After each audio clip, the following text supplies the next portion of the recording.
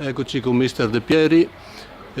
Oggi una vittoria che vi fa tornare in vetta, siete di nuovo primi in classifica, 3 punti da guardare con positività, però se andiamo a guardare la partita non è stata forse una delle vostre migliori. No, non è stata una delle nostre migliori, ma ripeto, come ho detto a un collega prima, forse entrambe le squadre sono partite a ritmi blandi, forse si temevano tutte e due volevano la posta importante, quindi c'era un po' di timore. Chiaramente loro, non dandoci molti spazi nelle ripartenze, che è il nostro modo di giocare, ci hanno tolto un po' quello che era il nostro appunto motivo di affrontare la partita.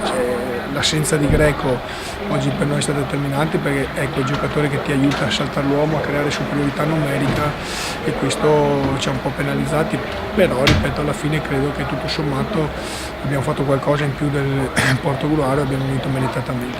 Sì, primo tempo il Portogruaro ha avuto 2 palle gol, una sventata sulla linea del vostro difensore, l'altra un bel intervento del portiere. Nel momento migliore del Portogruaro c'è stata questa espulsione che lei trova giusta?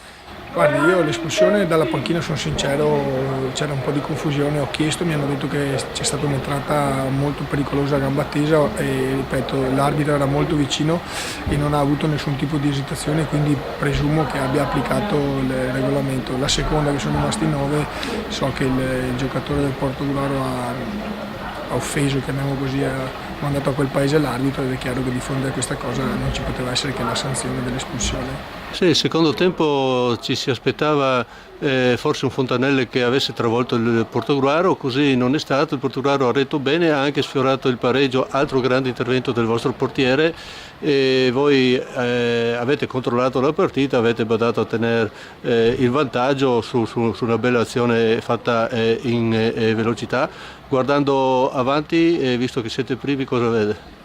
Ma noi siamo primi, ci godiamo questo momento, ma siamo molto consapevoli che le squadre che devono ambire alla vittoria finale non siamo certamente noi.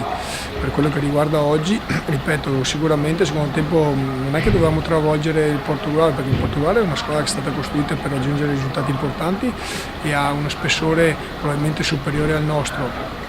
È chiaro che noi, nel momento in cui dobbiamo e avremmo dovuto gestire di più la palla e le situazioni di campo, andiamo un po' in difficoltà, perché questa è una caratteristica tra virgolette negativa che possiamo avere, quindi a volte non ci riesce a fare certi tipi di giocate, però ripeto, sicuramente a un livello oggi ha fatto 2 interventi diciamo importanti, direi non super parate, ma io reputo che alla fine noi oggi abbiamo vinto meritatamente.